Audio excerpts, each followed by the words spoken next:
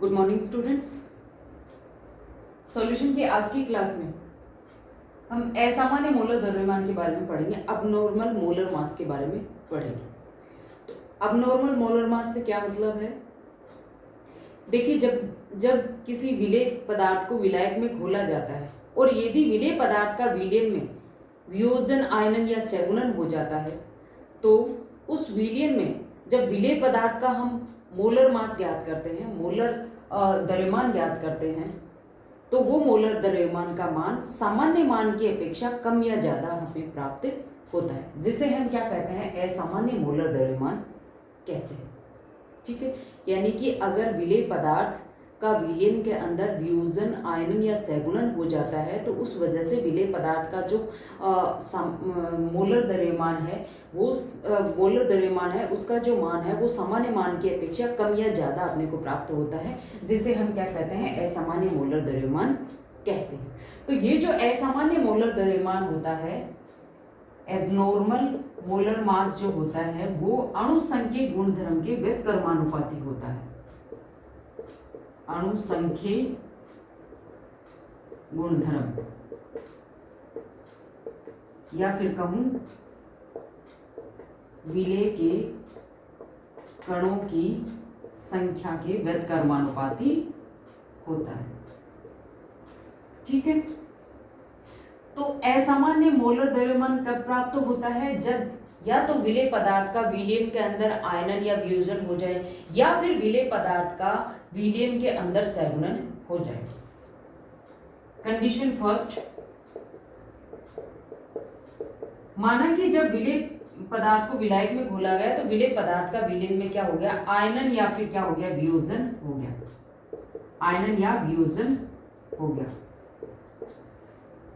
Ion या वियोजन होने से क्या हुआ कि उस विलेय पदार्थ के जो नंबर ऑफ पार्टिकल्स है, उनकी संख्या क्या हुई? बढ़ गई।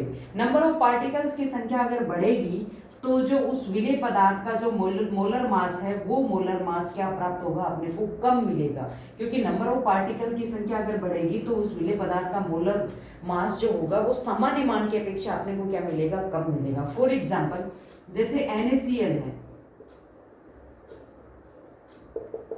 NaCl को जब वाटर में डिसोल्व करते हैं तो ये आयनित हो जाता है, Na प्लस और Cl माइनस आयंस में टूट जाता है।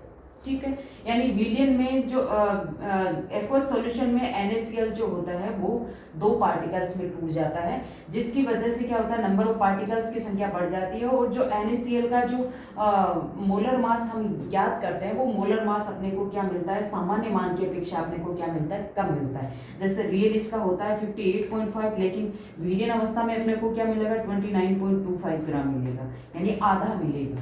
ठीक है, इसका कारण क्या है? क्योंकि विलेय जो है उसका आयनन या वियोजन हो गया, जिसकी वजह से हमें सॉल्यूशन में इसका जो मोलर मास मिला वो सामान्य मोलर मास की अपेक्षा क्या मिला? कुछ अलग मिला। उसी को हम क्या कह रहे हैं? असामान्य मोलर द्रव्यमान कह रहे हैं।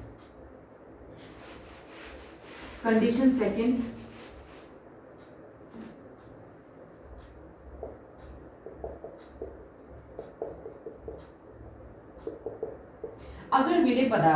अगर विलेय पदार्थ को विलयन में विलायक में घोलने पर प्राप्त विलयन में विलेय पदार्थ का संगुणन हो जाता है। फॉर एग्जांपल, जैसे एसिटिक एसिड को वाटर में डिसोल्व किया, तो एसिटिक एसिड के दो मॉलिक्यूल आपस में हाइड्रोजन बॉन्डिंग के थ्रू जुड़ करके एक डाइमर की फॉर्म बना लेंगे, यानी डाइमर की फॉर्म में वो सॉल्यूशन में प्रेजेंट रहेगी।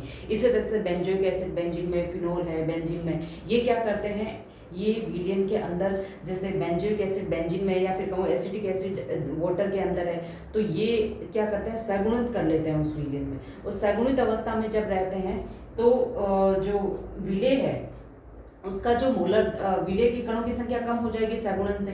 विलेय के कणों की संख्या अगर कम हो जाएगी, तो उसका जो मोलर मास आएगा वो क्या आएगा? ज्यादा आएगा। जितना सामान्य उसका मोलर मास होना चाहिए उसकी कंपेयर में क्या आएगा? ज्यादा आएगा। अब जैसे एसिटिक एसिड की बात करें, तो एसिटिक एसिड का नॉर्मली मोलर मास कितना होता है?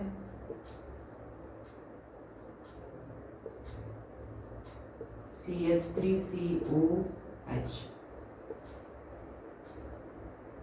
Double bond O। Normally molar mass कितना होता है, 60 होता है ना, लेकिन सॉल्यूशन में क्या होता है, एक बार सॉल्यूशन में क्या डाइमराइज हो जाता है, डाइमर की फॉर्म में रहेगा तो नंबर ऑफ पार्टिकल्स की संख्या क्या हो जाएगी, कम, जिसकी वजह से मोलर मास क्या आ जाएगा, बढ़ जाएगा। तो 60 की बजाय अपने को क्या मिलता है, 120 मिलता है। इसी तरह से बेंजोइक एसिड को बेंजीन में मिक्स करते हैं तो होता है, फिनोल को बेंजीन में मिक्स करते हैं तो ऐसा ही होता है। तो जब विलेय का अगर सगुणन हो जाएगा तो उस कंडीशन में क्या होगा, नंबर ऑफ पार्टिकल्स की संख्या कम हो जाएगी और विलेय का जो मोलर मास अपने को मिलेगा वो सामान्य मान की अपेक्षा क्या मिलेगा, ज्यादा मिलेगा। ठीक है, तो ये तो बात हुई असामान्य मोलर द्रव्यमान की।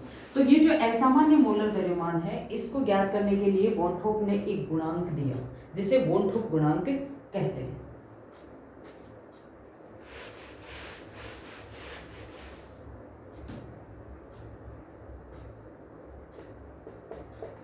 वॉन थोप कोफिशिएंट, वॉन थोप कोफिशिएंट को I से रिप्रेजेंट करते हैं। देखिए वॉन थोप नामक साइंटिस्ट ने यह भी बताया था कि जब सॉल्यूशन बहुत ज़्यादा डाइल्यूट होता है, यानी विलेय की बहुत ही कम मात्रा अगर सॉल्यूशन में प्रेजेंट होती है तो विलेय के अणुओं का जो व्यवहार होता है वो गैस के अणुओं के जैसा होता है। इसीलिए उन्होंने गैस के जो नियम थे उन्होंने सॉल्यूशन पे भी अप्लाई किया और वॉन थोप बॉयल्स लॉ, वॉन थोप चार्ल्स लॉ, इस तरह से लॉ दिए और सॉल्यूशन समीकरण भी दी। लेकिन अगर विलेय पदार्थ का सॉल्यूशन के अंदर वियोजन, सगुणन या आयनन हो जाता है तो वो जो लॉज हैं वो अप्लीकेबल नहीं होते हैं। और वॉन थोप जो कोफिशिएंट है, वॉन थोप कोफिशिएंट की हेल्प से हम ये ज्ञात कर सकते हैं कि जो विलेय पदार्थ है उसका आयनन हुआ है, वियोजन हुआ है या सगुणन हुआ है और कितना हुआ है। ठीक है, तो I इजिकल टू क्या होता है, I इजिकल टू होता है प्रेक्षित अणुसंख्य गुणधर्म डिवाइडेड बाय सैद्धांतिक अणुसंख्यिक गुणधर्म, अणुसंख्यिक गुणधर्म।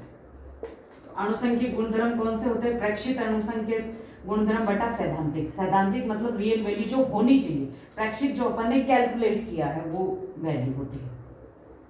तो मैं लिखूंगी पाई प्रेक्षित, यानी जो प्राशन दाब प्रेक्षित होता है वो, और जो प्राशन दाब सैद्धांतिक है यानी रियल में जो होना चाहिए, या फिर मैं लिखूं डेल टीबी प्रेक्षित, ये I इक्वल टू ही होंगे, I equal to del pi प्रेक्षित अपॉन पाई सैद्धांतिक, I is equal to del TB प्रेक्षित अपॉन डेल टीबी सैद्धांतिक